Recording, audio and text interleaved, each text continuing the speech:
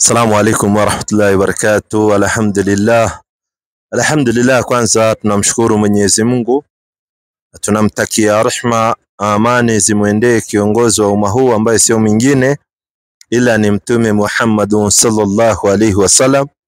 Siku nyingine kama kawaida tunarejea katika viwanja. Lengo na kusudio kubwa ni kufikisha kilima cha la ilaha illa Allah Muhammadur Rasulullah, kwamba hapana anayepasa kuabudiwa kwa haki isipokuwa Mwenyezi Mungu mmoja peke yake. Hakuzaa wala hakuzaliwa, na Mtume Muhammad sallallahu alaihi wasallam ni mtume wa Mwenyezi Mungu na mwisho wa mitume. Tunaelekea kuingia katika Dhulhijja. Kwa wale ambao wanaenda kuhiji, Mwenyezi Mungu awafikishe salama. Na sisi ambao tuko huku, alhamdulillah, tunatarajia katika mambo ya kuchinja na nini, na pia kufanyiana dua inshallah. Mimi wananiita Salim, sijui nikumbushe jina. Mimi naitwa Shadrack. Shadrack, sijajua kama bado usakubali kuwa Muislamu au bado bado. Oh, kuna maswali bado. Bado maswali bado iko. Asante sana. Yalete hao maswali moja baada ya nyingine, angalau na sisi tuone namna tutakavyokujibu. Swali la kwanza. Naam. Kama bado hujasilimu, unaweza kubaliwa uingie msikiti kuja Friday kanisani kwa. Asante sana. Kama hujasilimu, unakubaliwa kuja msikitini. Huwa tuna siku ambayo huwa inakuwa ni opening day. Kwa mfano, Jamia Mosque ya Nairobi huwa katika mwaka wana siku moja ambayo inakuwa ni opening day, ambao wana open kwa kila mtu kuja katika msikiti. Wakristo wanakuja, wanatizama msikiti, wanaelezwa hapa ni kibla, hapa iko hivi na hivi, kila kitu wanaelezwa na wanaonyeshwa msikiti ndio nyumba ya watu wote. So huwa wanakuja na wanaona na macho yao. So hata kama wewe uko na hamu sana kuingia msikitini, naweza tukapanga siku tukakupeleka pale kwa mosque ukaona namna msikiti ilivyo, kwa sababu ni nyumba ya Mwenyezi Mungu na wewe ni mja wa Mwenyezi Mungu, na kesho yake utakuwa ni mmoja katika wanaosali kule ndani. So nafasi iko, kama unataka kuingia nafasi iko. Ikiwa ni nyumba ya Mungu, mbona mtenge siku mtu asikuje tu akitaka? Ndio nikakwambia wewe wakati unataka unaweza kuja. Ile huwa inatengwa kwa ajili ya watu wote wa Kristo, wanatangaziwa kuna nafasi. Lakini wewe ukiwa na nafasi leo au kesho, tunakupeleka hapa kwa mosque. Nafasi iko. Tunakuonyeshana na imamu anakuingiza kwa utaratibu, anakuonyesha hapa ndio watu wanachukua udhu, hapa ndio watu ukiingia unasali, hapa ndio kibla, hapa ndio imamu anasimama katika mimbar, atakuonyesha kila kitu. Usiwe na wasiwasi, kwa sababu ni nyumba ya Mwenyezi Mungu. Lakini ile huwa inatengwa na inatangazwa kwa wale Wakristo maybe wako shughuli zao na nini, ambao wangependa kuhudhuria katika mosque. Huwa ni katika pati ya dawa, yani ya kuwafunza watu ukweli, kwa sababu watu walielezwa ati pale ndani ya msikiti sijui kuna jini, sijui kuna nini. So wanakuja wanaona hizo ni propaganda, hakuna vitu kama hiyo. Wa anna masajida lillah, ni nyumba ya Mwenyezi Mungu.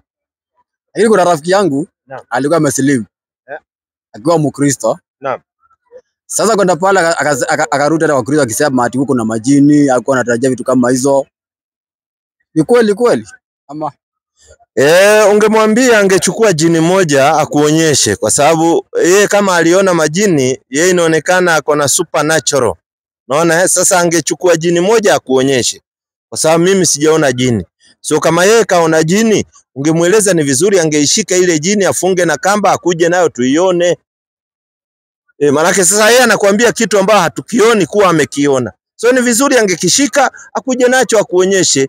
Na aliona jini ni mweusi ama ni mweupe, alikwambia ako karagani? Ile niulize hiyo swali. Naam.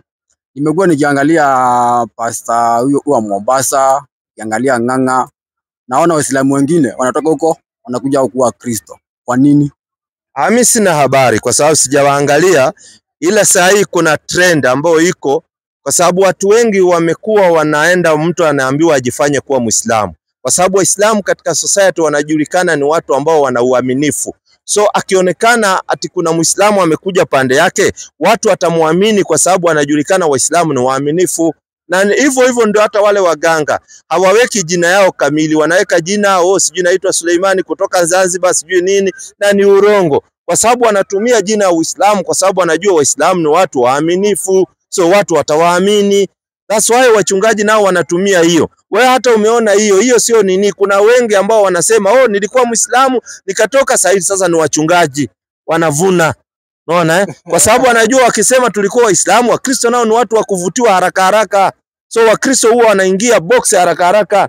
Wanaambia nilikuwa Muislamu, nilikuwa nasimamia misikiti 9. Kuna mmoja niliona hivyo nikashangaa, Sheikh gani huyo anasimamia misikiti 9? Nacheka peke yangu manake najua ule anaongea uongo.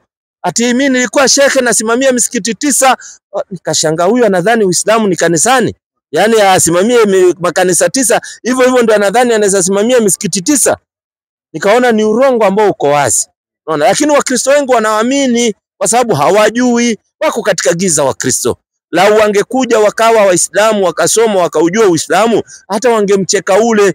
Lakini saa hii kwa sababu Wakristo ni watu wepesi katika kudanganywa na kuhadaiwa, ndio unaona watu wengi wanajifanya walikuwa Waislamu ndio waaminike katika Ukristo. So inakuwa ni njama wameitengeneza. Hata wachungaji wako wengi sana wanadai walikuwa Waislamu ndio waweze kuvuna katika Ukristo, kwa sababu wakisema hivyo wanajua vizuri watavuna katika Ukristo kwa wepesi, kwa sababu Wakristo watawaamini kuwa hawa walikuwa katika njia ya haki. Lakini ndio hivyo tu watu wanatumia hivyo. Swali lingine. Nilisikia hapa mkisema sijui mnaomba mkiangalia sijui Mark, sijui wapi. Na Mungu wa kila mahali. Mbona mchague mwangalie huko, mbona msiombe yani mkiangalia direction? Asante sana. Mbona tuchague tuwe tunaangalia Maka, tusiangalie kila sehemu? Qur'ani 2:144. Muonyeshe kwa macho yake aone vizuri. Mbona tuchague huko tusichague sehemu nyingine yote ile? Safiri. Kwa jina la Mwenyezi Mungu mwingi wa rehema na mwenye kurehemu. Asante. Na kwa yakini tukiona unavigeuza uso wako mbinguni. Angalia Mtume Muhammad sallallahu alaihi wasallam anaelezwa, tukiona namna unavogeuza uso wako mbinguni, basi tutakugeuza kwenye kibla ukipendacho. Basi tukakugeuza katika kibla ukipendacho. Kibla ni direction uipendayo. Basi geuza uso wako upande wa msikiti mtakatifu, yani Al-Kaaba. Sikiza. Basi geuzeni uso wenu katika msikiti mtakatifu wa Al-Kaaba ambao uko Makka. Teremka.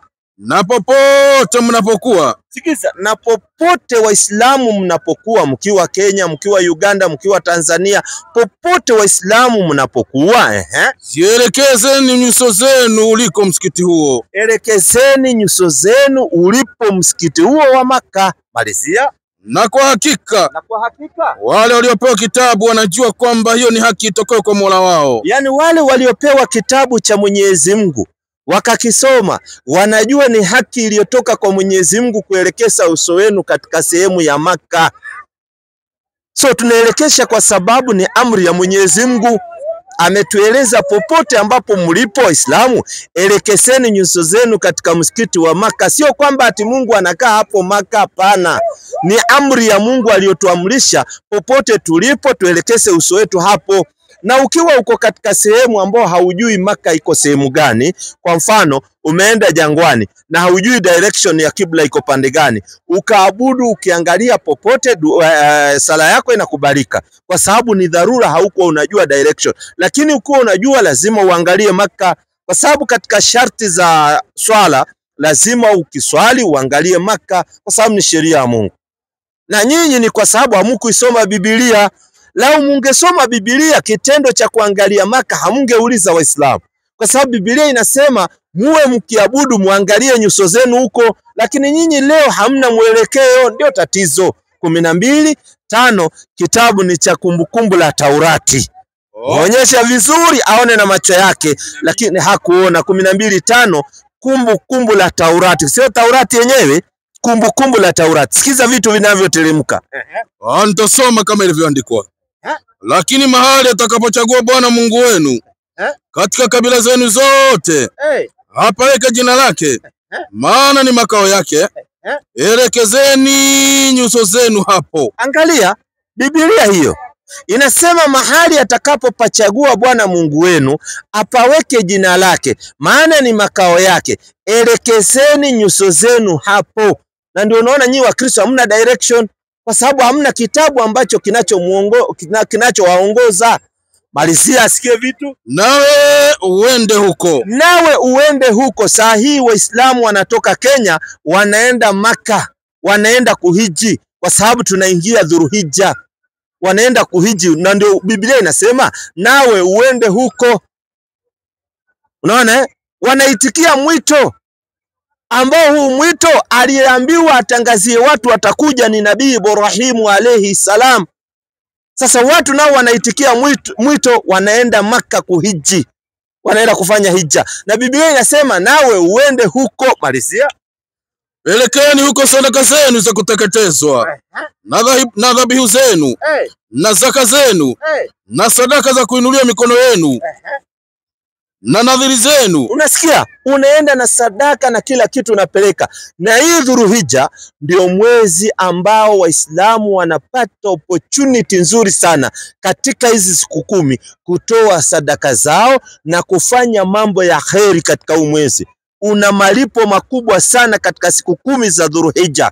Lau Muislamu atagundua akajua siri iliyoko katika Dhulhijja hizi siku 10, inafaa unatoa katika yale uliyoyapenda, unatoa kwa ajili ya Allah, unawasaidia maskini, unawasaidia wale wanyonge. Na ndio unaona ikifika wakati wa kuchinja, Waislamu wanatoa mbuzi, wengine wanatoa ng'ombe, na sisi ambao ni wanyonge tuko katika sehemu ambao hatujiwezi zaidi, tunaweza kuchinja kwa ajili ya Mwenyezi Mungu, tukikumbuka kitendo alichokifanya Nabii Ibrahimu alayhi salam.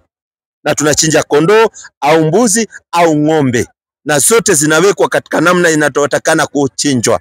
Unaona na tunachinja kwa ajili ya Mwenyezi Mungu, kisha tunawapatia nyie. So lazima uwe unaelekeza uso wako huko na unaambiwa uende huko. Na tena mjaisoma vizuri vitabu 2 Isaya. Muonyeshe kaka 2 Isaya.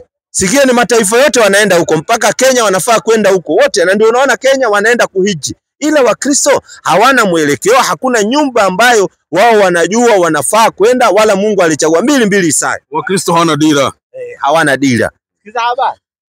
Inasema na itakuwa katika siku za mwisho. Na itakuwa katika siku za mwisho. Mlima wa nyumba ya Bwana utawekwa imara juu ya milima. Utawekwa imara juu ya milima. Na ukienda pale Maka kuna mlima Safa na Marwa, utazipata pale. Kuna milima pale. Marisia. Nao utainuliwa juu ya vilima. Nao utainuliwa juu ya vilima. Na mataifa yote. Na mataifa yote, Kenya, Tanzania, Uganda, mataifa yote.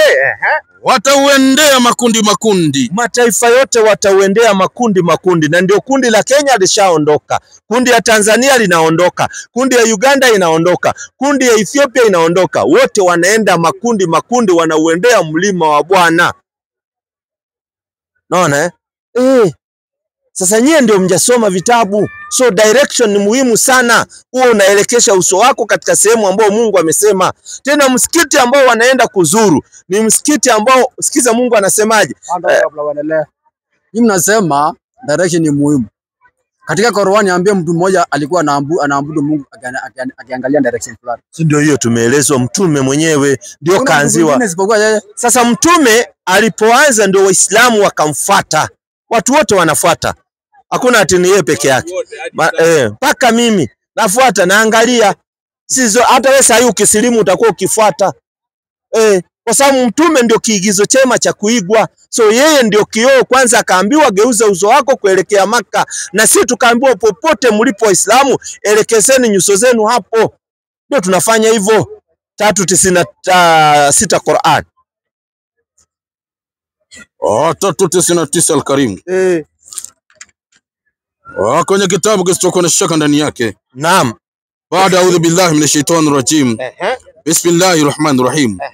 Na kwa yakini nyumba ya kwanza iliyowekwa kwa ajili ya watu kufanya ibada ni ile iliyoko Makka. Rudia ndio asikie vizuri. Kwa yakini. Na kwa yakini nyumba ya kwanza iliyowekwa kwa ajili ya watu kufanya ibada. Nyumba ya kwanza iliyowekwa kwa ajili ya watu kufanya ibada ni ile iliyoko Makka. Ni ile iliyoko Makka, yenye baraka na uongozi kwa ajili ya walimwengu wote. Yenye baraka tena na uongozi kwa ajili ya walimwengu wote. Na ndio unaona wewe ukiwa Mkamba, ukiwa Mkikuyu, ukiwa Mkisii, nyote mnaingia katika mji wa Makka, mnaenda kufanya hija pale. Haijalishi wewe kabila gani wala lugha gani. Nyote mnakuwa the same. Ndio uzuri ya Uislamu. Haya. Swali lingine sasa. Lete hiyo swali lingine. Kuna hii kitu mnanishangaza. Nyinyi mnaamini mtume Nuh, mnaamini mtume Abraham, lakini Yesu hamwamini. Alikuwa mtume lakini huwa muamini kwa nini? Asante sana. Amfuatilie matendo yake yenye alifanya. Asante sana. Anasema sisi tunaamini Nabii Nuh, tunaamini Nabii Ibrahimu alayhi salam, lakini ikija kwa Nabii Isa ibn Maryam hatumwamini. Sasa aliyekueleza hatumwamini Nabii Isa ibn Maryam kakukosea. Qur'ani 2:136. Lazima katika Uislamu umwamini Nabii Isa ibn Maryam, na ukikataa kuamini nabii mmoja katika manabii wa Mwenyezi Mungu unaingia katika wanafiki, kwa sababu wewe unatenga baina ya Mwenyezi Mungu na mitume yake. Tena unaingia katika makafiri, kwa sababu hiyo ni tabia ya makafiri kuwakataa mitume wa Mwenyezi Mungu. Waislamu ni sharti, ni lazima kuamini manabii wote wa Mwenyezi Mungu. Sikiza habari inasemaje? Kwa jina la Mwenyezi Mungu mwingi wa rehema na mwenye kurehemu. Semeni nyinyi Waislamu. Alafu huyu Nabii Isa ibn Maryam katajwa mara 25 ndani ya Qur'ani. Nabii Muhammad sallallahu alaihi wasallam aliyepewa Qur'ani katajwa mara 5. Sasa wewe utasemaje tumwamini Nabii Isa ibn Maryam? Lakini nabii aliyetajwa mara nyingi katika Qur'ani anaitwa Nabii Musa alayhi salam, katajwa mara 136.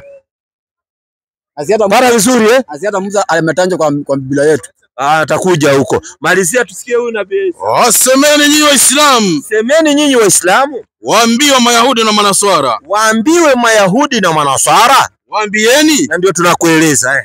Tumemwamini Mwenyezi Mungu na yale yaliyoteremshwa. Kitu ya kwanza tunaanza na kumwamini Mwenyezi Mungu.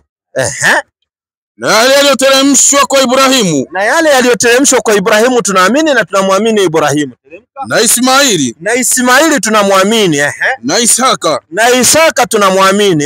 Na Yakobo. Na Yakobo tunamwamini. Na kizazi chake Yakobo. Na kizazi chake Yakobo tunakiamini.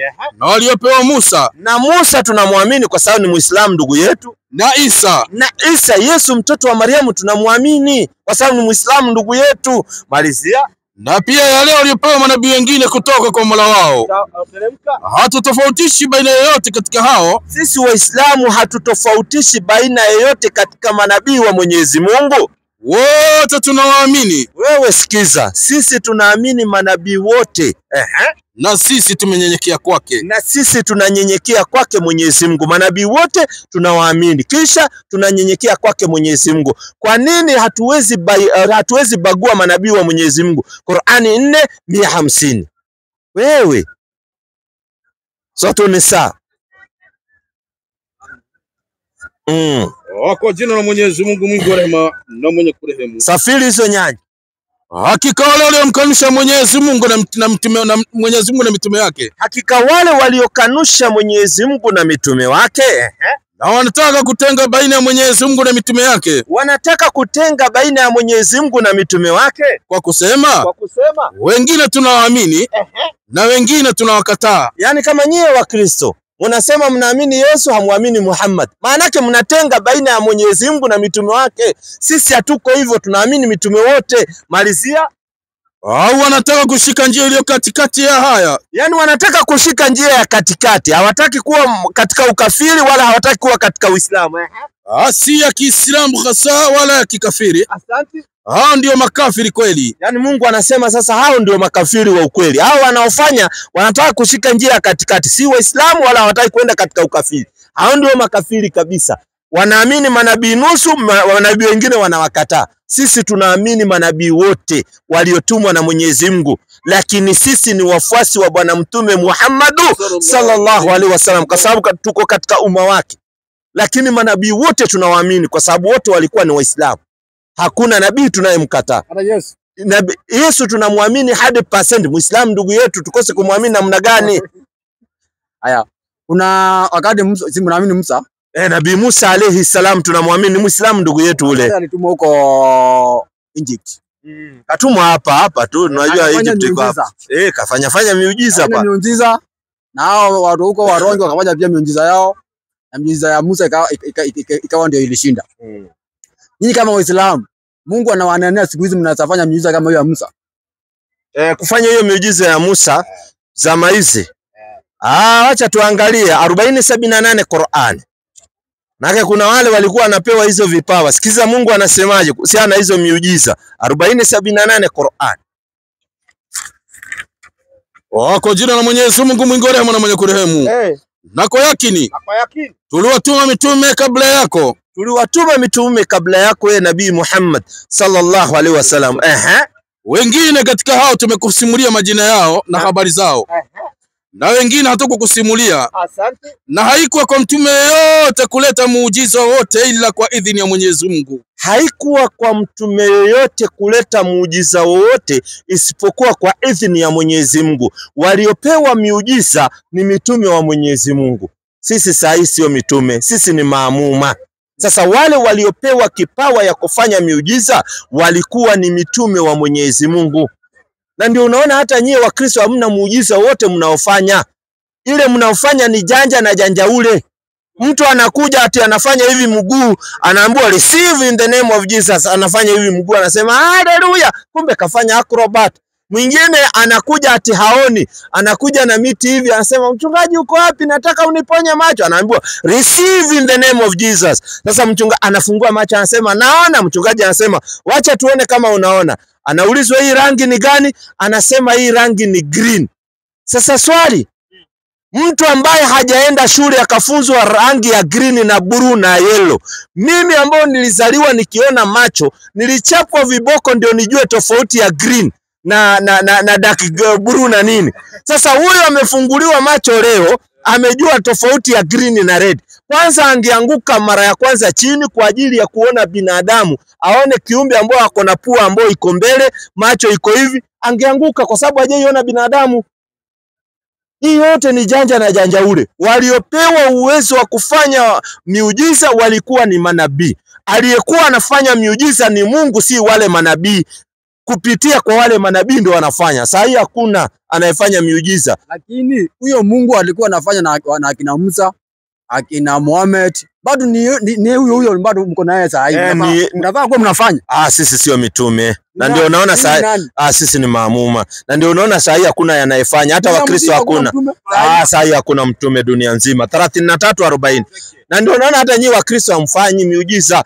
Juzi kulikuja corona. Ngoja wewe, kulikuja corona.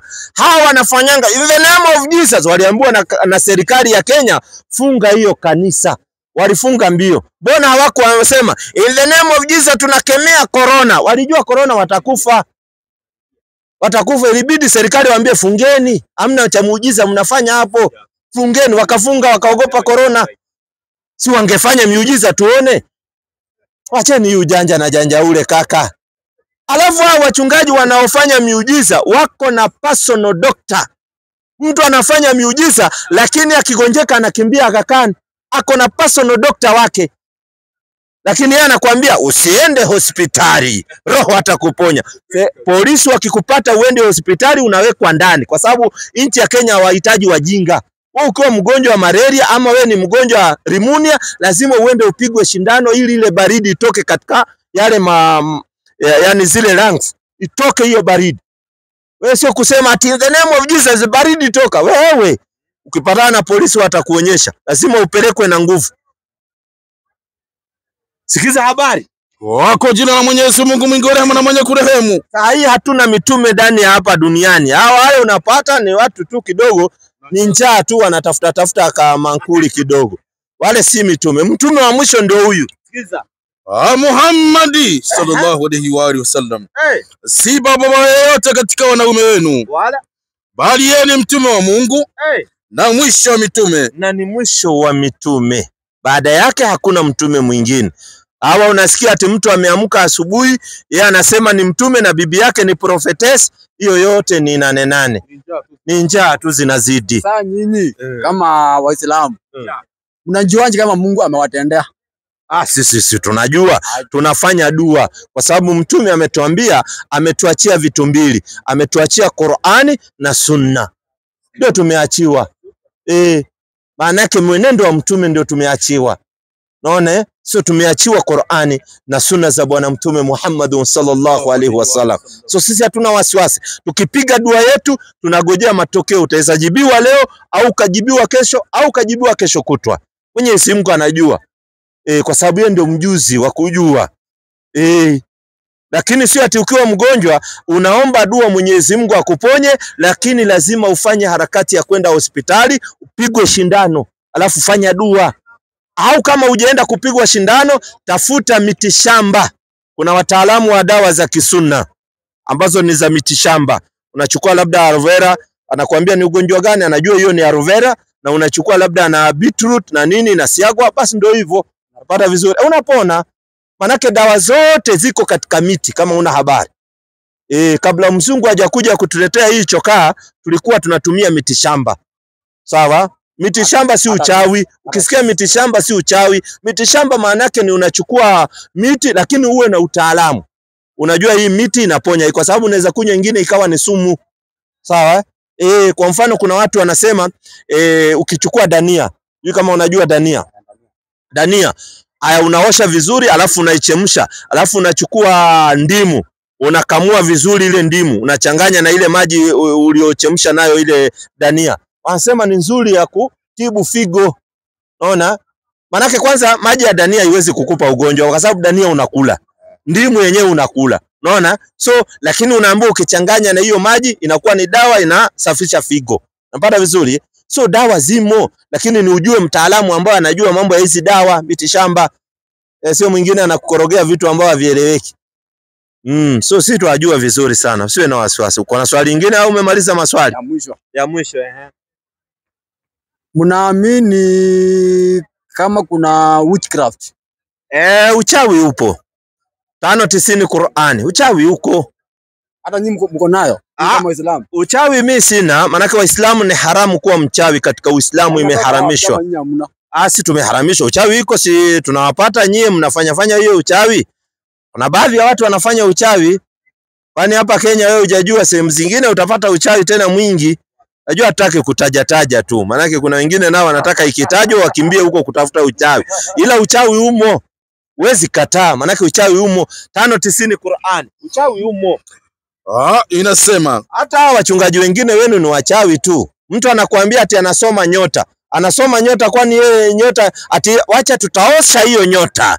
Nyota yako imeharibika. Aliyekwambia nyota inaharibika nani? Hiyo ni uchawi hiyo. Kwani uchawi ati atarudisha nyota? Nani alikuwa amebeba? Unajua vitu vingine, hiyo ndio uchawi. Uchawi inakuja namna hiyo. Kwani alafu mnafanya uchawi mpaka na nguruwe. Atunaambiwa ende uchukue mafuta ya nguruwe paka mtoto wako hata sumbuliwa na majini wala wachawi. Hiyo ndio uchawi sasa. Kwa sababu wewe kinga yako ni mafuta ya nguruwe, sio Mungu. Unafaa kinga yako iwe ni Mwenyezi Mungu ndiye anakukinga. So uchawi unafanya kinyume ya Mwenyezi Mungu, yani unatarajia na kuchukua ati sijui majini watakusaidia. Hiyo yote ni uchawi katika ushirikina. Azitikiwa pale, kwani ulikuwa na ile crusade pale. Ulisema ngoja kwanza ya crusade tumalize 590 baba. Sawa. Kwa jina la Mwenyezi Mungu mwingi wa rehema na mwenye kurehemu. Enyi mliamini. Bila shaka ulevi na kamari na kuabudiwa au kuombwa asiyekuwa Mwenyezi Mungu na kutazamia kwa mishare ya kupigia ramli. Hapo sasa, na kutazamia kwa mishare ya kupigia ramli. Ramli ndio hiyo, unaenda unaambiwa atilete mkono wako. Ati anasema anasoma nyota, anaanza kusema wazee wanasemaje? Unaangalia mkono yako, anasema kama haungekuja hapa siku 2 siku 3 watu wangekusahau. Ndavoona kuna mamako anakuendea vibaya. Sasa wewe inahitaji ulete kuku nyeusi, mayai nyeusi, na mate ya nyoka ambao hajawahi ingiliwa na yeyote. Nyoka ambao ni virgin. Sasa uniambie utatoa wapi? Anajua huwezi pata. Sasa anakuambia na kama huwezi pata, tunaweza fanya hii kazi na 50,000 pesa ya Kenya. Sisi tutakutafutia na tutakutengenezea na mambo yako, utapata pesa. Wakati yako na shida hana pesa, si angetengeneza dawa kwanza yeye apate pesa? Tena ako hapa kwa kijiji tunaishi naye. Ana shida, alafu wewe unampelekea 50,000. Hiyo tunakatazwa, malizia. Na kwa vinginevyo. Yote haya ni uchafu. Haya yote ni uchafu. Ni katika kazi ya shetani. Basi jiepusheni navyo. Ili mpate kufaulu. Yani tunaambiwa tuweze kufaulu, achana na hiyo mambo. Ati unaenda kusomewa nyota. Unatoka hapa unaenda Mombasa tukasomewe nyota.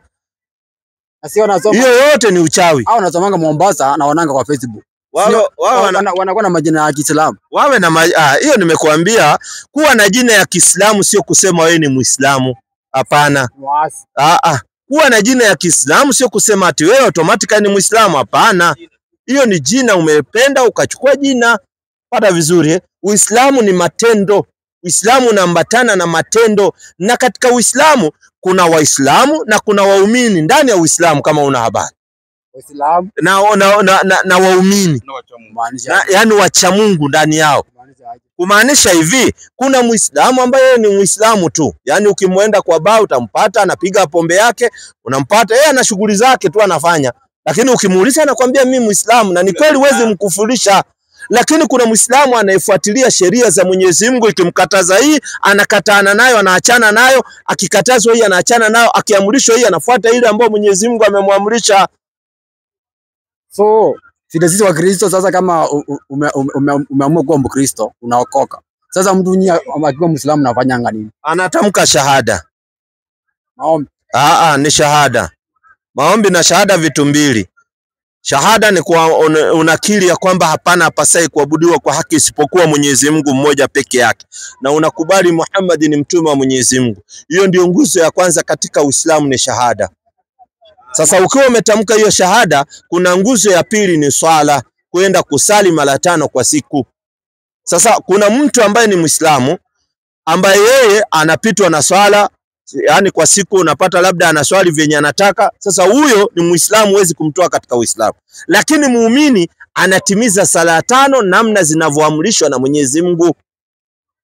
Para vizuri anafuatilia yale yote Mwenyezi Mungu ameamrisha, anayafuata. Na huyu Muislamu akiendaenda hivyo akakuja akatubu na akashikilia, Mwenyezi Mungu anamsamehe na anashikilia njia vizuri. Shida tu ni akufi akiwa katika hiyo hali ya kuwa yeye anaswali anavyotaka. Mwenyezi Mungu ataenda kumwadhibu. Ni Muislamu ndio, lakini atapata adhabu ya Mwenyezi Mungu. Kwa nini? Kwa sababu yeye alikuwa akifanya anavyotaka, wakati Uislamu ufanye unavyotaka, unafanya vyenye Mwenyezi Mungu ameamrisha. Kuna muongozo huko.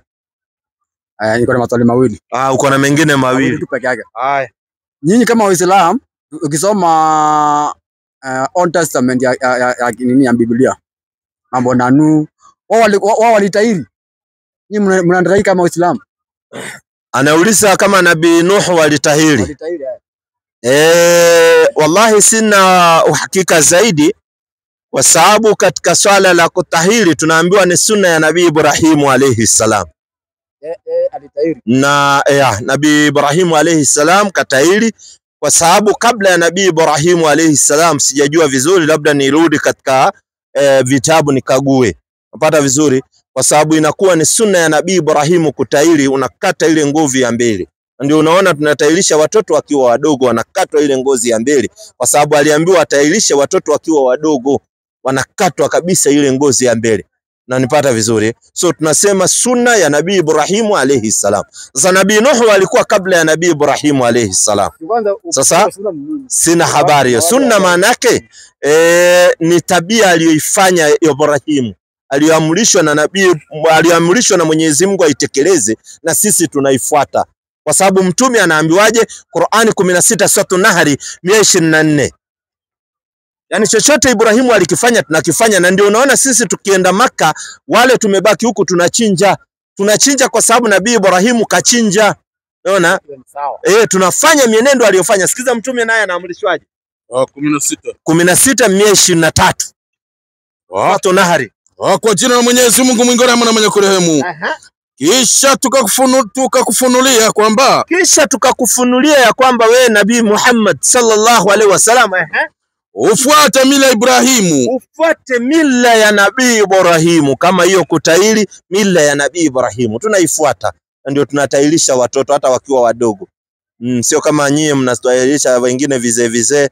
Sijui umetoka katika sehemu gani, lakini sehemu ya kwetu kama Central ilikuwa uwezi tahiri mpaka ufike class 8 hapo. Si unaona Hakuna watu wanatahirisha watoto wa siku 8 isipokuwa Uislamu peke yao. Ndio wanafuata sheria peke yao. Ni Waislamu. Alitahiri akiwa na siku 8. Uislamu ndio sheria yao hiyo. Ndio hiyo. Sasa kwa sababu Yesu alikuwa Muislamu ndio katahiri na siku 8. Si ndio nimekuambia kama sisi watu wa mlima tulikuwa tunatahiri wakati umefika class 8.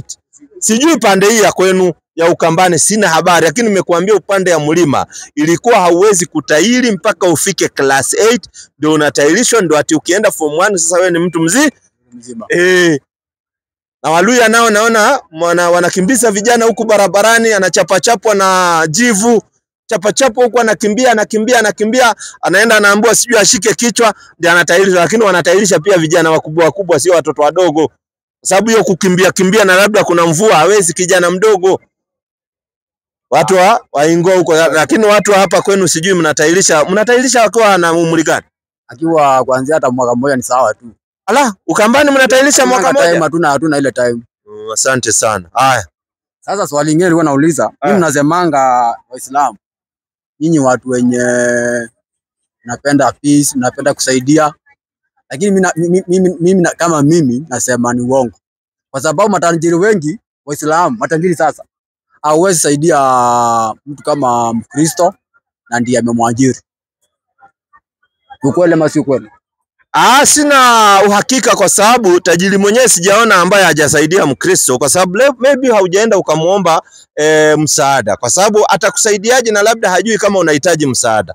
Unaona? Lazima mtu ajieleze kwa mtu. Sio unakaa hivi unadhania yeye anajua uko na shida.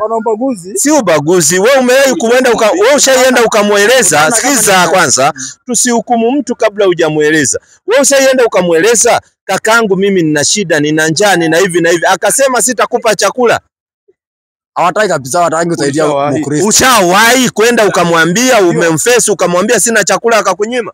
Kwanza mimi Muislamu sitaki yake kumfanyia kazi. Sasa wewe kufanya kazi ni hiari yako. Ile roho mbaya kabisa ya unyama. Hiyo labda chuki tu na wachukia Waislamu bure. Wewe kwanza ungetuambia hivi, hakuna shida. Ungetuambia hivi, je, umewahi ukaenda ukamuomba msaada Muislamu akakosa? Kwa sababu kwa mfano, Dhulhijja utapata labda kuna Waislamu ambao wana uwezo, tunapewa ng'ombe na Waislamu. Tukichinja tunaalika Wakristo wanakuja wanabeba nyama. Tulia wewe. Unataka ya pesa? Hata kama si pesa, hata kama kazi, lazima kuwe kuna opportunity ya kazi, kwa sababu Muislamu ana kampuni. Ile kampuni kuna ule mtu ambaye anashughulika na mambo ya kuajiri. Lazima aseme kuna upungufu ya watu 20 ndio wanaotakikana, anaitwa HR. Si ndio wanaitwa hawa? Lazima aseme kuna watu wanahitajika, alafu ukija lazima utafanyiwa interview. Sasa yeye tajiri ya kuji kuandika watu, kuna platform imewekwa kwa kampuni. Wewe Waislamu wengi ndio wameajiri watu hapa wanafanya kazi. Unataka ya chakula. Wewe unataka upewe mali wewe tajiri kama yeye. Sasa yeye anataka hiyo nayo iwezekani. Yaani yakumbe tu mali kama yeye wakati wewe, hapana, hiyo sio hivyo. Haiendangi hivyo. Haiendangi hivyo. Hapana, wewe upumzike, haiendangi hivyo. Yeye anataka ati apewe hayo mtajiri kama huyo. Karibu brother. Hata sisi wenyewe hatuwezi saidia tukawa kama tajiri wewe. Mimi wananiita Salim. Mimi Steven, Muislamu, Mkristo? Mkristo, asante sana. Swali, hebu injika swali tulisikie. Nilikuwa nauliza kulingana na imani ya Kiislamu ile mnaamini kabisa. Mnaamini Wakristo na hizo dini zingine, Wakristo, Hinduism na hizo dini zingine, na hata hao wa China wataenda mbinguni wasipoamini Kiislamu? Asante sana, swali nzuri sana. Kwanza sisi hatuamini watu wanaenda mbinguni. Hizo uanga ni stories za ngonjera, hakuna kwenda mbinguni. Sisi tunaamini watu wanaingia peponi, yani paradise. Ndio watu wanaingia, wapenda wema. Lakini mtu akiwa si Muislamu, awe ni Mkristo, awe ni katika Uhindu, awe katika dini gani, Qur'ani imetueleza hana nafasi ya kuingia peponi isipokuwa aweze kuwa Muislamu. Identity ambayo itakuingiza peponi kwanza ni uwe Muislamu, alafu inafuatwa na matendo mazuri. Qur'ani 3:85. Ukiwa dini nyingine inakataliwa kabisa. Manake Mungu hakukuamrisha uwe katika hiyo dini, ni wewe uliojiamrisha mwenyewe na ukajitengenezea. Sikiza Mungu anasemaje. Kwa jina la Mwenyezi Mungu mwingi wa rehema na mwenye kurehemu. Na anayetaka dini isiyokuwa ya Kiislamu. Na anayetaka dini isiyokuwa ya Kiislamu, basi itakubaliwa kwake. Mungu anasema hiyo dini Mungu hawezi ikubali. Ukija na dini apart from Islam, Mungu anaikataa. Malizia. Na yeye akhira atakuwa katika hasara kubwa kabisa. Na wewe siku ya kiyama, siku ya mwisho, utakuwa katika wenye hasara kubwa kabisa. Maanake utaenda motoni. kwa sababu Mungu hawezi kuleta njia mbili za kwenda kwake. Njia ni moja ya kwenda peponi, ya kwenda paradise, nyingine ni ya kwenda motoni. Na ili upate identity ya kuingia paradise, kwanza ni uwe Muislamu. Ya pili utekeleze vitendo vizuri. Bila hiyo huwezi kuingia peponi. Yani wewe ukae ujitengenezee yako njia useme sasa hii nitaenda nayo, ni kutafuta shortcut. Sasa wewe ulichagua Ukristo wakati Mungu hajakuamrisha uwe Mkristo. Ni wewe ulikaa chini mkakaa na watu wenu na wale watu uliokaa nao mkaamua muwe wa Kristo, lakini Mungu hakukuamrisha uwe Mkristo. So hakuna nafasi. Hata Yesu mwenyewe haendi mbinguni. So aliyewahubiria kuwa mnaenda mbinguni kawakosea. Watu hawaendi mbinguni. Wanaenda wapi? 43:68 Qur'an. Alafu ni kuonyesha hata Yesu anaenda wapi? Haendi mbinguni. Mbinguni ni creation, kitu iliwekwa na watu, watu wanaenda mbinguni. Hiyo haiko katika maandiko. Sikiza inasemaje? Kwa jina la Mwenyezi Mungu, mwingi wa rehema na mwenye kurehemu. Enyi waja wangu mlio wazuri, Asante. Hamtakuwa na hofu siku hiyo wala hamtahuzunika. Asante. Waja wangu ambao waliziamini aya zetu na walikuwa Waislamu kamili. Ingieni bustanini, yani peponi, nyinyi na wake zenu mtafurahishwa humo. Yani Waislamu wanaingia peponi, yani paradise, inaitwa peponi. Yesu naye anaenda wapi? 23:43 kitabu cha Luka. Muonyeshe kaka tu kwa raha zake. Hakuna cha kwenda mbinguni. Mchungaji kakudanganya. Hamna cha kwenda mbinguni, hamna. Manake bingu nitakuonyesha zinaenda.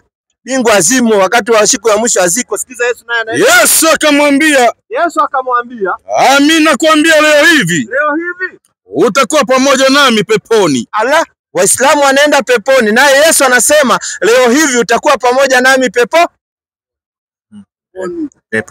Binguni kaka huwezi enda huko. 51:6 Isaya. Pole lakini kama walikuambia binguni utaenda, pole, mchungaji kakuhada. 51:6 inasema inueni macho yenu mbinguni. Inua macho yako uangalie hii bingu ambao unaambiwa utaenda. Mkaitazame nchi chini. Tena unaitazama hii nchi. Maana bingu zitatoweka kama moshi. Yani hizi bingu zitatoweka kama moshi. Kama wewe utaenda binguni unashuka tena hapa chini. Utavunjika kiuno bure. So kuwa Muislamu, nusuru nafsi yako na moto wa jehanamu. Mungu hawezi kuleta dini mbili duniani. Mungu alileta dini moja, wanadamu wafuate hiyo dini, lakini kwa ajili ya watu kupenda matumbo yao ndio wakafungua dini zingine ambao zinawasaidia wao. Kwa hivyo namaanisha Israel na ukubwa yake, India na ukubwa yao, na watu wote wataenda motoni. Kabisa, wasipokubali wanaenda motoni. Mungu hajalishi na wingi wa watu. Mungu anaponusuru, alipoingia katika Sodoma na Gomora, watu waliunguzwa wote isipokuwa Nabii Nuhu alayhi salam, sio Nabii Nuhu, Nabii Ruth alayhi salam pamoja na familia yake. Hao wengine wote waliangamizwa. Wakati wa gharika ya maji, Mungu aliangamiza watu. Wakati wa Nabii Nuh ambao mnamuita Noa, aliangamiza watu wote isipokuwa Nabii Noa na wale watu waliomkubali peke yake, watu wachache sana. So Mungu haangalii wingi. Ndio maana akasema kwamba njia hiyo ni nyembamba. Njia ya kwenda peponi jembamba. Na tena ya kwenda 7 ngapi? 7:23 Mathayo. Asante sana kwa kunikumbusha. 7:13 Mathayo. Najua ni 7 lakini sasa ndio ilikuwa ina road, nione ni gani. Alafu nyinyi mko upande ya reli, mvuke pande hii tafadhali. Sije ukagongwa na roli bure. Kasema ukagonga kwa sababu kabisa sheria ya reli, ukigongwa na reli inasemekana wewe ndio umeigonga. Maana yake wewe ndio umeipata kwa njia yake. Dakika moja. Angalia. Inasema ingieni kwa kupitia mlango ule mwembamba. Sikiza, hata Yesu alikuwa anaambia watu ingieni kwa kupitia mlango ulio mwembamba. Kwa nini? Maana mlango ni mpana na njia ni pana iendao upotevuni. Sikiza, njia ni pana na mlango ni pana ya watu ambao wanaenda upotovuni, maanake wanaopotea ni wengi. Nao ni wengi waingiao kwa mlango huo. Na ni wengi wanaoingia katika mlango hiyo ya motoni. Ni wengi venye umeniambia, sijui China sijui wapi. Ni wengi wanaingia motoni. Malizia. Bali mlango ni mwembamba na njia imesonga iendao uzimani. Nao waionao ni wachache. Sikiza, hata Yesu alisema wanaoingia paradise ni wachache. So sio wengi venye ulikuwa unadhani. Wengi wanaenda motoni. Tena Yesu ndio akasema. Na kazi yenu kama Waislamu ili hao watu wasipotee, mnafanya nini? Kazi yetu ni rahisi.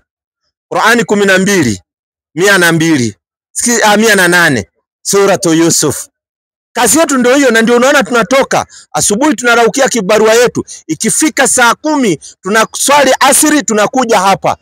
Tunasimama mpaka saa 12:30 ndio tuende kuswali magharibi kwa ajili ya hii kazi. Sikiza, kazi yetu ndio hiyo. Kwa jina la Mwenyezi Mungu mwingi wa rehema na mwenye kurehemu. Sema, hii ndio njia yangu. Hii ndio njia yangu. Mtume alikuwa akifanya hii kazi. Ninaita. Mtume alikuwa akiwaita watu. Yani ninalingania kwa Mwenyezi Mungu kwa ujuzi wa kweli. Mimi nafanya hivi na kila wananifuata. Yani mtume alikuwa akiwaita watu, anawalingania venye na wewe nimekuita nikakulingania. Tena anafanya hivi kwa ujuzi wa kweli, kwa sababu lazima ujue huyu mtu naamini nini ndio umueleweshe vizuri. Na kazi kubwa tunayoifanya ni Qur'ani 364 baba. Hii ndio kitu tunawaitia, hatuwaitii kitu kingine, tunawaitia hii Qur'ani 364. Kwa jina la Mwenyezi Mungu mwingi wa rehema na mwenye kurehemu. Sema, enyi watu mlepo kitabu cha Mwenyezi Mungu. Yani Mayahudi na Manaswara. Njooni katika neno lilo sawa baina yetu na baina yenu. Yani muje katika neno ambalo liko sawa baina yetu sisi Waislamu na baina yenu nyinyi wa Kristo. Neno gani ambalo liko sawa baina ya Wakristo na Waislamu? Ya kwamba tusimwabudu yeyote ila Mwenyezi Mungu. Ya kwamba tusiabudu yeyote isipokuwa Mwenyezi Mungu. Msije mkasema Mungu wa tatu. Msije mkasema Mungu wa 4. Msiabudu yeyote isipokuwa Mwenyezi Mungu. Msije mkasema anastahili kuabudiwa, anastahili Yesu. Ni makosa. Anayestahili kuabudiwa ni Mungu peke yake. Malizia baba. Wala tusimshirikishe Mwenyezi Mungu na chochote. Wala tusimshirikishe Mwenyezi Mungu na chochote. Mkasema Mungu ana mtoto, ni makosa, ni dhambi kubwa. Mungu hazai. Wanaozaa ni mimi na wewe. Wanadamu ndio wanaozaa, sio Mungu. Mungu anaumba. Sifa ya Mungu ni muumbaji, sio mzazi ati wa kuzaazaa. Malizia. Wala baadhi yetu tusiwafanye wengine kuwa waungu badala ya Mwenyezi Mungu. Au baadhi yetu tukawafanya wengine ni waungu badala ya Mwenyezi Mungu. Ukakuja ukasema Yesu alikuja ati 100% ni Mungu, 100% binadamu. Urongo. Yeye ni binadamu aliyopewa cheo na Mwenyezi Mungu, akawa nabii wa Mwenyezi Mungu. Usije ukaabudu nabii yoyote. Kuabudu nabii motoni, ukiabudu Muhammad motoni, ukiabudu Yesu motoni, ukiabudu Musa motoni. Manabii hawaabudiwi. Anayeabudiwa ni Mwenyezi Mungu aliyewatuma hawa manabii. Hiyo ndio tunawaitia. Na muwe Waislamu peke yake. Lakini kwa hiyo yote umesema sijakataa, lakini kwa Kristo kulingana na imani yetu naamini before dunia ishe inafaa watu wote wakuwe wamejua Mungu. Sasa katika Ukristo watu mnafaa wajue Mungu. Sasa huu Mungu wa Kristo ambao watu wanafaa wajue, hebu tujulishe sasa leo hapa. Utamjua namna gani? Mungu wa Kristo anakaa namna gani? Ni mwanaume, ni mwanamke au ni mwanamna gani? Hebu tujulishe hapa. Ndio tumjue hata sie. Mungu ni mmoja, tumeyaliumba dunia na mbingu. Mungu ni mmoja, mwanaume, mwanamke. Hiyo haijulikani. So unaona sasa wewe hujui. Lakini sisi tunajua. Qur'ani 112 anza 1. Unaona? Sasa wewe unatuhubiria Mungu ambaye wewe mwenyewe hujui namna alivyokaa. Sisi tunamjua. Sikiza habari inasemaje? Kwa jina la Mwenyezi Mungu mwingi wa rehema na mwenye kurehemu. Sema, yeye ni Mwenyezi Mungu mmoja tu. Kwanza huyo Mungu ambaye tunatangaza ni mmoja peke yake. Mwenyezi Mungu tu ndiye anayestahili kuwa kukusudiwa na viumbe vyake vyote. Kwa kumwabudu na kumuomba na kumtegemea. Yani Mungu peke yake ndiye anafaa kuabudiwa na kuombwa na kutegemewa. Malizia. Hakuzaa wala hakuzaliwa. Tena huyu Mungu tunaambiwa hazai wala yeye mwenyewe hakuzaliwa. Teremka. Wala hana anayefanana naye hata mmoja. So Mungu sio mwanaume wala sio mwanamke, kwa sababu Mungu hafanani na yoyote. So sisi tunamjua ule Mungu tunayetangaza. Sio mwanaume wala mwanamke, kwa sababu hafanani na yeyote. Kwa sababu mwanamke anafanana na mwanamke mwenzake, mwanaume anafanana na mwanaume mwenzake, lakini Mwenyezi Mungu hafanani na chochote katika viumbe alivyoviumba. Sasa nyinyi before dunia ishe, mnaamini dunia itakuja kuisha? Dunia kuisha namna gani yani? Mungu atakuja kuchukua wamchao na wale wenye watenda dhambi ataweka motoni. Mnaamini hivyo? Sisi tunaamini kuna siku ya kiyama, yani siku ya hukumu imo kabisa. Na before ifike, jukumu yenu kama vile mnasema Waislamu, jukumu lenu mnafaa mfanye nini before itimie. Ni kuwatangazia mkuu wa Waislamu, kwa sababu msipokuwa Waislamu mtakuwa katika hasara. Ni hivyo tu. Yaani wewe ukifa kama sio Muislamu inakuwa uko katika hasara. Na ni nini haswa itaonyesha harakati hiyo imefika kwa nyinyi Waislamu, ile vitu mlionyeshwa?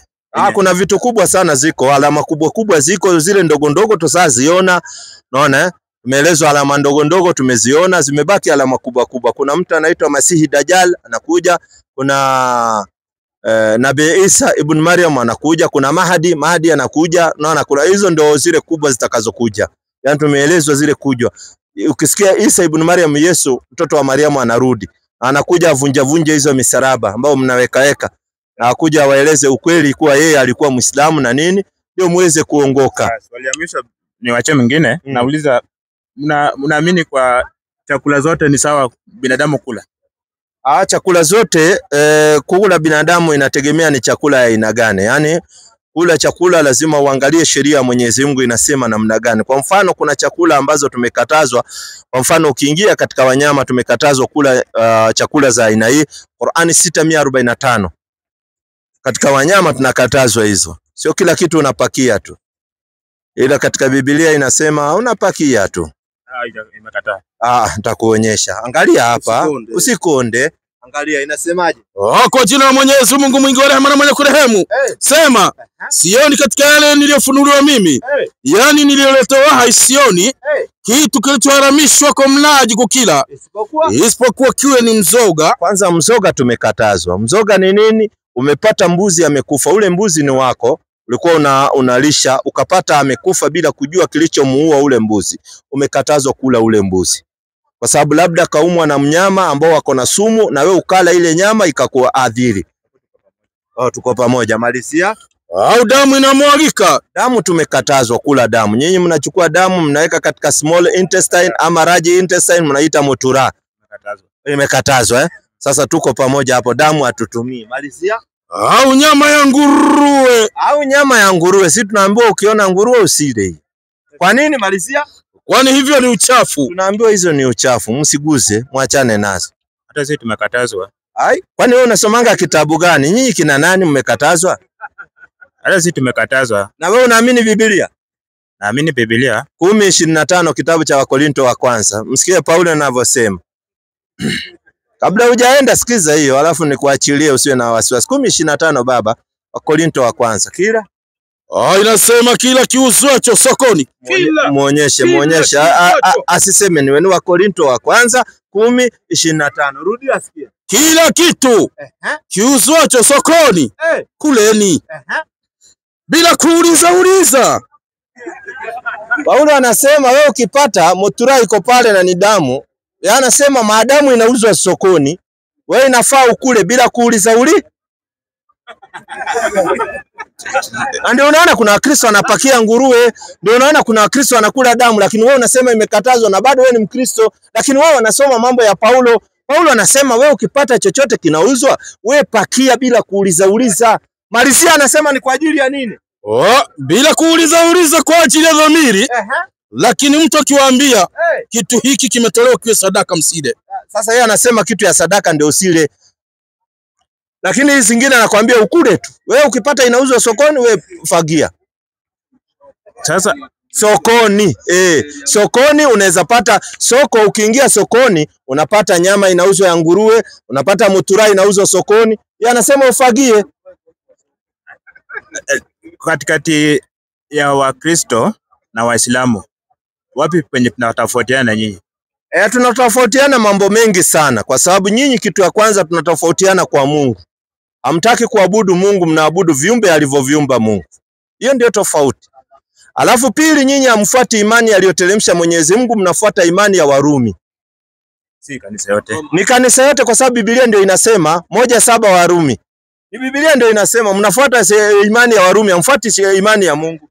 Inasema kwa wote walioko Rumi. Tena ni Biblia na imeandika kwa wote walioko Rumi wapendao na Mungu. Wapendao na Mungu. Na ndio unaona mnachagua baba ati watakatifu wote ni wazungu. Hamchaguangi Muafrika. Ama Muafrika hawezi, ngozi yetu nyeusi hawezi kuwa takatifu Manake sote mimi naonanga mkienda pale Vatican wazungu tu ndio mnaweka ngozi nyeupe. Mtu nyeusi hamwezi weka hapo.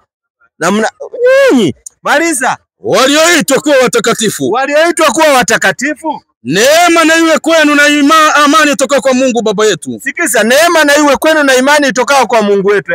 Na kwa Bwana Yesu Kristo. Kwanza namshukuru Mungu wangu katika Yesu Kristo kwa ajili yenu nyote. Kwa kuwa imani yenu, sikiza, imani yenu nyinyi Warumi, sio imani ya Mungu, imani yenu imani yenu inahubiriwa katika dunia nzima. Ndio Ukristo wao ndio walitengeneza. Na ndio unaona, angalia, wao wana mtu wanamuita Baba Mtakatifu, namna wanavyomuita wameweka pale. Ukija kwa SDA wana ule mtu amuita president. Yaani wamebadilisha kidogo, lakini mfumo ni wa Katoliki. Kwa sababu wanamuita Ted, si ndio ule mzungu sahi amesimamia. SDA wana president. Yaani wewe unaweka kwa kanisa president, kwani ni nchi? Ni wa SDA. Wale nao wameweka Baba Mtakatifu. Hizi kanisa zingine zenu mnaweka komanda. Sijui ni komanda ya jeshi ama ni nini. Unajua nyinyi mna vituko. Protestant. Sijui wengine mna komanda huku. Watu mnaita makomanda. Sasa ati hamna komanda. Protestant. Si ndio hao. Kwa tena mna protest kutoka kwa nini? Mnapinga kutoka kwa nini? Mimi nasema sio kanisa zote zinafuata mtindo wa Roma. Kabisa, lakini wote mnafuata kwa sababu mnasherehekea Krismasi. Krismasi ni mfumo ambao wa Roma ndio waliweka, haiko kwa Biblia. Mnasherehekea kitu inaitwa Good Friday na Easter Monday. Hiyo yote ni mfumo ambao Warumi waliweka kutokana na upagani, haiko kwa Biblia. Happy New Year haiko kwa Biblia. Hizi zote ni mifumo zilizowekwa na Warumi. So nyinyi bado mmeshikilia pale kwa Warumi, lakini mnajifanya mko pamoja nao. Ikifika Krismasi wewe unasema Yesu kazaliwa. Hiyo ni imani ya Kirumi. Ndio unaona ndio wanaongoza katika sherehe hizo. So pole sana, lakini njoo kesho mapema. Nenda angalia nini zako, njoo kesho mapema. Alafu wewe unaenda kanisa gani? Mimi wa Lejo. Rejo imeanza wapi? Headquarter ya Rejo iko wapi? Mimi wa Legion. Mimi wa Legion. Region hiyo ndio nauliza, headquarter yake, makao makuu duniani iko wapi? Kwa mfano wa Roman Catholic tunajua makao makuu yao iko hapa Vatican, ambao ni Italy. Vatican ni mji mdogo ambao uko ndani ya Italy. Ukija SDA iko Michigan, America. Anglican iko Uingereza. PCEA iko Scotland. Tunajua makao makuu yao. Sasa hii yako makao makuu iko wapi? Rejo iko Migori. Kumbe unajua. Sinajua iko pale Migori. Hivi Yesu alikuwa hapo Migori? Yesu alikuwa Migori? Imani yangu hiyo naye ni story kubwa. Ni story kubwa. Kesho ukija utatupatia hiyo story kwa sababu mimi nasikia mko na Yesu mweusi. Kweli? Na Mariamu mweusi. Hizo habari utakuja kutupa vizuri. Sio mimi nitakuja kwa hapa hiyo habari. Tunataka tujue. Unajua kujua sio makosa. Mimi nilisikia na ndio nikakuuliza. Nasikia nyinyi mko na Mariamu mweusi ambao mnawekanga hapa kwa shingo. Mweusi. Amevaa kitambaa kama Muislamu. Mweusi yako hapa wanawekanga hapa. Na Yesu wao ni mweusi, sio ule mweupe. Nasikia ni imani ya Rejo kwa sababu headquarter yao iko hapa Migori. Ni kweli? Hiyo ni kweli vile umesema. Yesu mweusi, si ndio? Sio mweupe. Sasa hawa Wakristo wana mweupe. Si ndio naambia nyie Wakristo mmechanganyikwa na mambo hata ya Yesu. Hawa wana Yesu mweusi kama sisi. Walikatana na ule mweupe. Wao wana mweusi. Ambao wanaamini alikufia hapa Migori hapa. Sio kuharibu, si ni Wakristo wenzenu. Sasa wewe njoo kesho na uje na hiyo historia alafu utuelezee. Ni vizuri kujua mambo. Watu wasikae tu wamekaa hivi wasijue mambo. Alafu kuna bendera mimi naonanga mnaweka pale kwa ile nini yenu. Kuna bendera ya red, kuna bendera ya green, kuna bendera ya hii. Nilipouliza mmoja akaniambia ati hizi bendera zinasimamia malaika. Ati kuna malaika Mikaeli, sijui malaika gani ndio wa bendera hii. Ni kweli? Ndio nasema naona story ya Legion story yake. Wenye mai kutana nao wote wajuangi. Hebu tuelezee kidogo kuhusiana na hizo bendera. Dokoza kidogo tu kuhusiana na hizo bendera. Ni story kubwa. Hata kitabu yake nikikupesa hiyo aanze kusoma au utamaliza hata leo. Hakuna shida, nimesema tu ugusie kidogo angalau hata Wakristo wengine wasikie. Hizo bendera moja tu hiyo ya red inasimamia nini? Wapata elimu ili kesho wakiulizwa. Unajua elimu ni kitu mzuri sana. Knowledge is power. Unajua wanaonanga tu mnapita huku mnapiga ile darama. Hatujui, tunasikia usiku riswa. Hatujui riswa ndio nini. Kwanza sisi hatuko huko. Au ni roho Israeli. Au pia ni group nyingine. Ni grupu nyingine ya Wakristo hawa ambao wamepotea si wajapotea. Ni watu wetu wenye wako huko. Walitoka kwa mlango kidogo. Sasa nyinyi Rejo, hiyo bendera nyeupe hiyo unajua ama utatuelezea kesho? Story ya Lejo Maria si rahisi. Anasema si rahisi. Sasa inaonekana ni kama siri. Manake hataki kueleza watu. Niamuuliza hata bendera moja atuambie, kwa sababu niliambiwa sijui ziko bendera 7, kuna red, kuna green, ziko 24. 24 unasikia bendera. Sasa bendera hizo angetueleza hata moja, lakini anasema ni siri kubwa. Wacha tumpe nafasi aje kesho. Au ni zawadi wa 24? Sio siri. Sio siri, niwe kitu kukuelezea. Tutaanguka hapa. Inachukua time. Inachukua time. Asante, wacha akuje kesho amejipanga atueleze hizo bendera, au kesho kutwa atuelezee, itakuwa mzuri sana. Manake nisikia hata mtu akipotea wao wanamuita. Wanaekanga nyungu hivyo alafu wanaweka hapa. Kuna mwingine aliniambia hivyo, na kuna mwingine aliniambia ati mnafunika mtu na kitambaa sijui nyeusi. Nakwambia sio ya Legion ni kubwa. Asante. So mimi nimepata ya juju. Sawa, utakuja kesho, hakuna shida. Mweusi anayevaa kama anavaa buibui. Sasa huko unajua ungekuwa umetueleza. Kaka ndio anatudokezea kidogo, tena anatuambia hiyo siri ni kubwa. Wana bendera moja 24 ndio ametuambia. Mimi nilikuwa nadhani ni 7 bendera. Na hizo bendera sijui kwa nini nyinyi SDA amweki. Mimi wananiita Salim. Unajua nyinyi SDA mko na president, sijui ule mzungu mnamuita sijui nani. Yaani kwa kanisa mnakuwa na president, subhanallah. Tundu Wilson. Haya. Sheikh ni mzee bana. Ukisikia Sheikh ni mzee. Mzee anaitwa Sheikh. Au ulama anaitwa ulama, ni yule mtu akona elimu zaidi katika Uislamu ambao anawafunza wenzake. Ni walimu. Hapana. Sheikh ni mzee yote tu. Wanakuita nani? Wananiita Kennedy. Kennedy, asante sana. Muislamu, Kristo? Mkristo. Wachilia vitu tusikie. Weka injika swali. Nilikuwa nauliza hivi, Waislamu mnachukia usinzi? Anauliza kama Waislamu wanachukia Wakristo.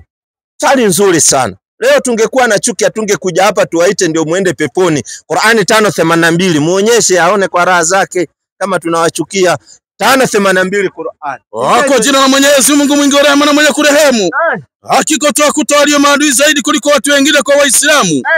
Ni Mayahudi na wale mushrikina wasiokuwa na kitabu. Asante. Na utawaona walio karibu kwa urafiki na Waislamu. Ni wale wanaosema sisi ni Wakristo. Wale wako karibu kwa urafiki na Waislamu ni wale wanaosema wao ni nani? Kristo. Sasa nyinyi mko karibu kwa urafiki na sisi.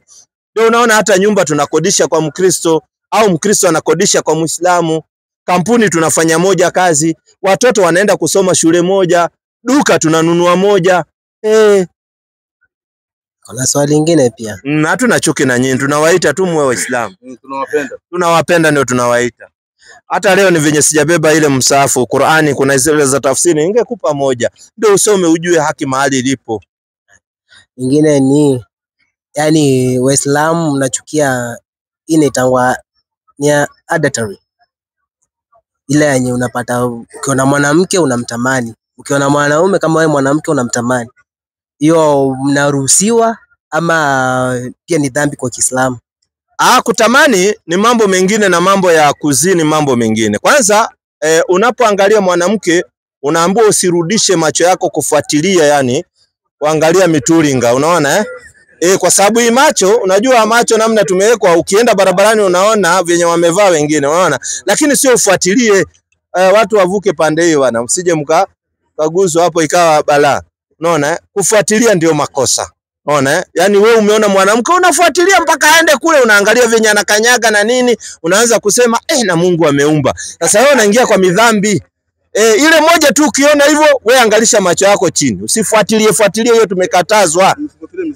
Usifuatilie mizigo ya watu. Unaona?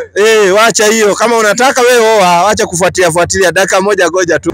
Unaona? Yaani hiyo kufuatilia mizigo ya watu ndio unakatazwa. Ukiona mara moja unaachana nayo. Unaangalia chini, anapita na wewe unapita, unaenda zako. Unaambiwa wewe ni katika wale mnaowapenda, sio kushinda ukiangalia mizigo ya watu. Tena katika mambo ya zinaa, adultery maana yake ni kuzini, maana yake kuingiliana na mtu ambao si halali yako. Unapata dhambi kubwa sana. Mungu anasemaje? Qur'ani 17:32. Angalia. Wako jina la Mwenyezi Mungu mwingi wa rehema na mwenye kurehemu. Wala msikaribie zina. Wala msikaribie, wacha kuzini, kuikaribia ndio unaona sisi Waislamu haturuhusiwi kusalimia wanawake kwa mkono ambao sio wanawake ambao ni halali yako. Kwa nini? Katika hii mikono tuliopewa na Mwenyezi Mungu iko na contact kama una habari. Sisi tunasalimiana wanaume, kama mwanaume Mkristo unamsalimia kwa mkono. Lakini mwanamke awe ni Muislamu na sio halali yako, ufai kumsalimia kwa mkono kwa sababu mikono iko na contact. Wengine ukishika unasikia ile unyororo ya ile kamkono, unaona unaanza kukatalia kamkono, softness si ndio hiyo? Sasa unaanza kukatalia kamkono, unavuta, unaona? Sasa majaribio yanaanza pale. Sasa unaambiwa usikaribie zinaa. Manake hiyo ni dalili ya kukaribia, unakaribia. Manake hapo ndio utamuuliza namba yako, hebu nisaidie. Kesho yake ndio hiyo unamuita kuku sijui chips, na wasiku hizi kuku na chips ndio hiyo sawa malizana. Unaona? Sasa hiyo zinaa ambayo iko na madhara makubwa sana. Malizia usikie hiyo zinaa inaleta madhara gani. Naendelea kusema hakika hiyo zinaa ni uchafu mkubwa. Tena zinaa ni uchafu, utapata ukimwi, utapata gonoria, ni uchafu zinaa. Malizia. Na ni njia mbaya kabisa. Na tena zinaa ni njia mbaya kabisa. Tena Bwana Mtume Muhammad sallallahu alaihi wasallam ametueleza zinaa inaleta ufukara, yani inaleta umaskini. Wewe unafanya kazi, unafanya na wanawake huko kazini, wewe unapata 30,000 na wao wanapata 30,000, lakini wewe unamlipia nyumba ndio uzini na yeye. Maana yake wewe utakuwa fukara. Wewe mnafanya na yeye lakini wewe unalipia huyu nyumba, huyu mwingine unamfanyia shopping, unazini na huyu, unazini na huyu. Wewe ukienda kwa mke wako una chochote. Kwako watoto wako wanakuwa viatu imeraruka, suruali zimeraruka na unapata mshahara, lakini umejiingiza kwa zinaa. Zinaa inaleta ufukara, inaleta umaskini. Wewe ukipenda mwanamke oa, na tumepewa ruksa, unaweza oa wawili, unaweza oa watatu, unaweza oa wanne kama uko na uwezo. Kama huna uwezo wewe baki na kamoja. Maana uwezo wako kamoja, wewe baki na mmoja. Shida iko wapi? Lakini usiende kuzini huku. Zinaa tena ukipata ukimwi inadhalilisha sana. Unaona Sio kusema ati kila mtu ana ukimwi amepata kwa ajili ya kuzini. Sawa Ukimwi ni infection nini inapatikana kulingana na tunazitanga nini? Damu imegusana na damu ya mtu mgonjwa. Kwa mfano unaweza ingia kwa matatu ikafika pale ikafanya accident, sawa ukakatwa na mwingine ni mgonjwa hapo akakatwa. Katika hiyo harakati mnaokolewa, damu yako na yake ikachanganyika ikaingia kwako. Kuna wengine pia wamezaliwa hivyo pia, labda wazazi walikuwa nayo. Na wengine ni wazazi walikuwa nayo, wewe umezaliwa ukiwa positive. Iko kabisa. Watu wanakunywa dawa. Unaona? So huwezi kumchukulia ati yeye ni mzinifu ndio amepata, hapana. So kuna categories za kupata pia hayo maradhi, sawa? Lakini nini kubwa, percentage kubwa inapatikana kupitia zinaa. Sawa? Kupitia accident ni dogo na kupitia mambo mengine ya udaktari huko ndani ni dogo. Lakini nini ndio inapitia kubwa sana. Sawa? Kwa hiyo swali nilikuwa nauliza hii nyingine. Kwa Kiislamu ile saa yenye mmesikia ukisema hamtaenda mbinguni, mnaenda peponi. Sio hiyo peponi, kiburudisho chenu kitakuwa nini? Kuna mahali nilisomanga sijui ni Qur'an ama ni wapi. Nikaona imeandikwa utapewa bikira 12. Hiyo bikira 12 sijaipata, ila katika kiburudisho cha peponi kiko kingi tu. Qur'ani 43:68 malizia. Yaani wewe unahitaji tu bikira utapata kama unataka, kwa sababu naambiwa chochote manake wewe naona hujapata bikira, sasa wewe unatamani sana, lakini ukiwa mcha Mungu utaenda kupata, kwa sababu utapata chochote ambacho nafsi inatamani. Sasa kama nafsi yako inatamani bikira, ndio hiyo fap unaletewa. Sio na wasiwasi lakini maadamu wewe ni Muislamu na ukafanya vitendo vizuri ukafaulu kuingia peponi. Sikiza inasemaje? 43:68 baada a'udhu billahi minash shaitani rajim. Bismillahirrahmanirrahim. Yenye waja wangu mni wazuri. Hamtakuwa na hofu siku hiyo wala hamtahuzunika. Waja wangu ambao waliziamini aya zetu na walikuwa Waislamu kamili. Ingieni bustanini, yani peponi, nyinyi na wake zenu mtafurahishwa humo. Watakuwa wanapitishiwa sahani za dhahabu, Kutakuwa na misahani za dhahabu, sahani za dhahabu zinapita na vikombe vya dhahabu, Asante. na vitakuwamo ambavyo nafsi zinavipenda. Yani kila kitu ambao nafsi inapenda utapatiwa. Sasa kama wewe unaona unatamani bikira utapata. Lakini kwanza uwe mcha Mungu. Kwanza ufaulu upite katika mtihani. Na kuwa mcha Mungu ni kufuata sheria za Mwenyezi Mungu, sala 5 kwa siku. Alafu unatekeleza yale mengine yote Mwenyezi Mungu ameamrisha. Na uwezi kusali mpaka uwe kwanza Muislamu. Kwa sababu ukisema unasali na wewe si Muislamu ni mazoezi unafanya. Lakini ukiwa Muislamu unapata thawabu. Ingine ni kweli mnakuanga nani hiyo, ni wapi pameandikwa Mungu mwenyewe aliandika kwa hizo amri zake ni 10. Sijui kama nyinyi mnaamini amri za Mungu ni 10. Hapana, sisi hatuamini amri za Mungu ni 10. Sisi tunaamini amri za Mungu ni nyingi zaidi, sio 10. Kwa hivyo nyinyi hamwamini zenye Moses alipewa Musa? Hizo 10 hatuamini. Sisi tunaamini amri za Mungu ni nyingi zaidi kuliko 10. Nyingi zaidi. 10 tu si ni kidogo hizo 10. Sawa. Ni wapi kwenye Mungu ameandika kwa Qur'ani? Juu sisi Yesu alituambia hakuna msije mkadhalilishwa kwa kanisa ama ile kanisa yenye unaenda ama kwa ile mabudu yenye unaabudu. Saa yote ni ya kuabudu. Nyinyi mko na imani? Saa yote ni ya kuabudu. Sisi katika sisi tuna saa za kuabudu zimbo. Naabudu wakati ambapo Mwenyezi Mungu ameamrisha, kwa sababu sala inaswaliwa kwa wakati wake. Ona, tumepewa sala 5, lakini kuna ibada zingine unaweza fanya na kumuomba Mwenyezi Mungu, unamuomba wakati wote. Lakini sala zina wakati wake ambao zimewekwa maalum. Sala 5 kwa siku ndio tunafanya.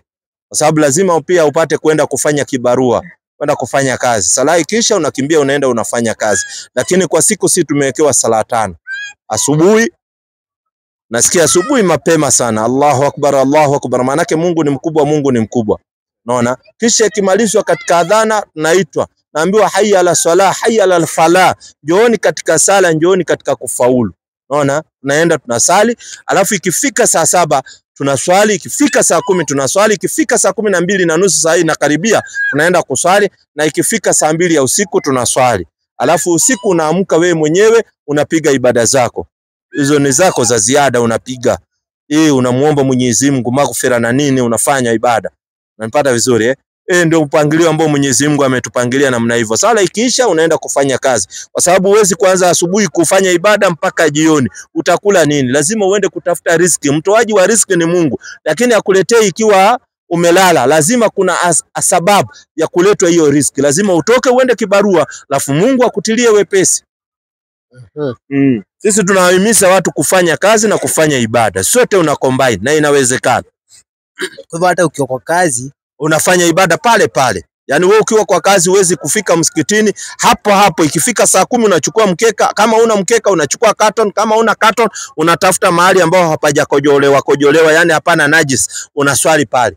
Ardhi Mungu anaikubali kabisa. Unamaliza sala zako unaendelea na kazi zako.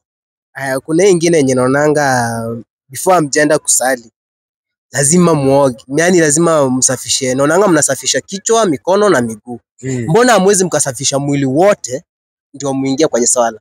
Mwili tunakuanga tumeoga, ukitoka nyumbani usaoga mwili. Sasa hii nyingine inaitwa kutawadha. Mwili unaoga asubuhi na jioni, ukienda kulala unaenda unaoga mwili yote.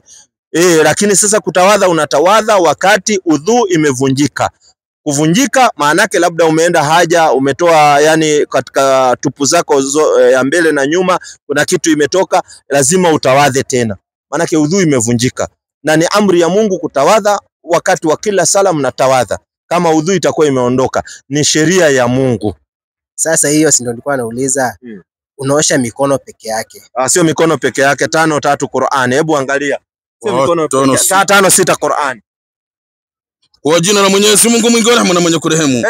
Enyi mlioamini, mnaposimama ili mkaswali, basi osheni nyuso zenu. Kwanza unaosha uso wako, na mikono yenu mpaka vifundoni. Na mikono yenu mpaka vifundoni, vifundoni mpaka hapa, Na mpaka vichwa vyenu. Na unapaka vichwa vyenu maji, Na miguu yenu mpaka vifundoni. Na miguu unamalizia na miguu, Na mkiwa na janaba basi ogeni. Na mkiwa na janaba basi ogeni. Ikiwa umeingiliana na mke wako na imefika saa 7, labda saa 7 hivi ndio mlikuwa mmesikia mnataka kimbia mkakimbia, sala imefika, mmemaliza kukimbia, inabidi kwanza muoge alafu mtawadhe ndio muingie mkasali. Mwezi kusali na hizo janaba. Sawa basi, lakini mbona sionangi mostly wanawake wakiingia kwenye msikiti? Ni dhambi mwanamke kuingia msikiti ama inakuanga gani? Labda wewe ndio hujaitembea na wanawake. Wanawake wanakuja kwa msikiti kila wakati. Msikiti upo wa upande wa wanawake na upande wa wanaume upo. Sasa wewe hujai waona wanawake wakati mwingi, wewe uko na wanaume. Lakini katika Uislamu ni bora zaidi mwanamke kusali katika nyumba yake. Inakubaliwa vizuri sana. Manake huku nje nao fitina nyingi sana, inakubaliwa. Lakini kuenda kwa msikiti, kwa msikiti yote ikijengwa, inajengwa sehemu ya wanawake, sehemu ya wanaume. Hivyo wanga amwabudu pamoja. Tumix kama githeri. Tumix. Unajua hata nyinyi mnatushangaza. Yaani kanisa mna mix kama githeri, lakini mtu akitoka kanisani anasikia kwenda haja, mnaweka choo ya wanawake na choo ya wanaume. Mbona mnaweka hivyo? Si mngeweka tu choo ni moja. Najua hii Wakristo mnashangaza. Kwa kanisa mnaingia wote. Lakini kanisa zote utapata kuna choo ya wanaume na choo ya wanawake. Kweli uongo? Kweli. Sasa kwa nini wakati mkienda kuabudu mko wote, mbona msiweke tu choo ni moja? Wanawake wanaingia, wanaume wanaingia. Mbona mnagawana huku nje wakati ndani mna mixi? Watu wanafaa kukaa peke yao. Tena kama hakuna nini tunawekanga pasia. Unaona Kama msikiti hajagawanywa na mawe, unaweka pasia, inakuja inavurutwa, wanawake wanakuwa pande hiyo upande hii. Kwa sababu ibada inataka concentration. Na mwanaume ambao yuko sawa, hana magonjwa ya upande ya mashini yake haina ugonjwa. Ukiwachanganya na wanawake, mwanaume lazima hisia zinapanda. Lazima kutalipuka. Kama wewe uko healthy Lakini kama wewe mgonjwa ndio hivyo, mambo yameharibika kitambo. Maana maumbile, unajua nyinyi msijifanye mko binguni. Maumbile hayo. Unaona maumbile ndio yameumbwa hivyo, ukiona unatamani. Sasa wanawake wanakaa kando, wanaume kando, mkimaliza ibada ukaonane huko nyumbani. Na nyinyi ndio mmekataa. Biblia inasema mkae kando, lakini hamtaki. Qur'ani 19:16, alafu tuingie kwa Biblia tumalize. Dakika 20 Kwa jina la Mwenyezi Mungu mwingi wa rehema na mwenye kurehemu. Na watu walikuwa na maswali mingi sana. Acha tumalizie na hii, alafu kesho mtaleta hayo maswali. Kesho tuko inshallah biidhnillah. Na mtaja Mariam kitabu ni humu. Mariam unamjua Ni mwanamke, si ndio? Sikiza alifanyaje? Alipojitenga na jamaa zake, akaenda mahali upande wa mashariki wa msikiti. Na akaweka pasia kujikinga nao. Wakati Mariam aliingia kwa msikiti, aliweka pasia kujikinga nao. Kujikinga na nani? Wanaume. Ndio mwanaume akija aende pande hii, wanawake pande hii. Biblia nayo inasemaje? Hata mkiomboleza wanawake wakae peke yao na wanaume peke yao. Nyinyi ndio hamtaki kufuata. 12:12 Zakaria. Sikiza vizuri vitu hivyo ambao hamsomewi. 12:12 Zakaria. 12:12. Haya mwisho, hiyo andiko ya mwisho sio haya ziko katika Qur'ani. Hii ni andiko 12:12. Inasema kwenye kuandika. Nayo nchi itaomboleza kila jamaa peke yake. Yaani hapa watu wanaomboleza. Unaona? Kila jamaa peke yake. Jamaa ya nyumba ya Daudi peke yao. Na wake zao peke yao. Sikiza.